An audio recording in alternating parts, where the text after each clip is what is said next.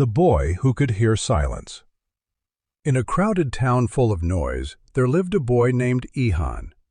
The streets were always busy, people shouting, cars honking, music playing from every corner.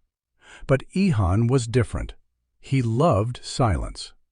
Every day after school, he would walk far away from the town, to a quiet lake hidden behind a line of old trees. There he would sit for hours, doing nothing, just listening. One afternoon, his friend Rafi followed him secretly. When Rafi saw Ihan sitting alone, eyes closed, he shouted, "What are you doing here? There's nothing. No music, no fun, no people." Ihan slowly opened his eyes and smiled. "There is something," he said softly. "You just don't hear it."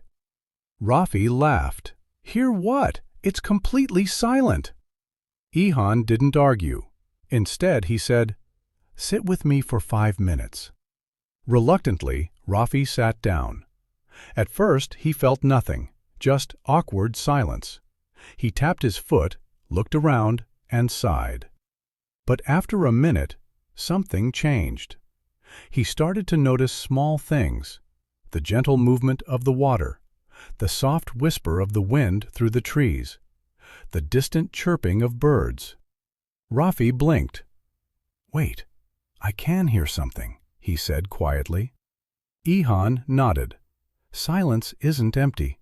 It's full of things we usually ignore." Days passed, and Rafi began joining Ihan more often. Slowly, the noisy world didn't feel so overwhelming anymore. One day, a big problem hit the town. A factory nearby started making loud, non-stop noise, even at night. People became restless, angry, and tired. No one could think clearly. Meetings were held, arguments broke out, but no solution came. Ihan watched all this quietly. Finally, he stood up in one of the meetings and said, "We don't just need less noise, we need to remember how to listen." The adults were confused, so Ihan invited them to the lake. At first, they refused.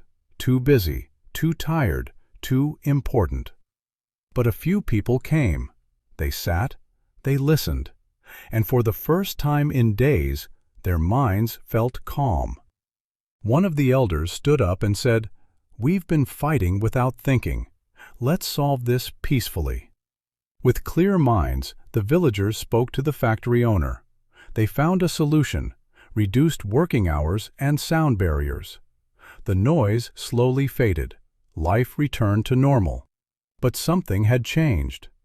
People started taking time to sit in silence, to listen, to think, and they never forgot the boy who taught them something simple yet powerful. Silence is not the absence of sound. It is the place where we truly hear.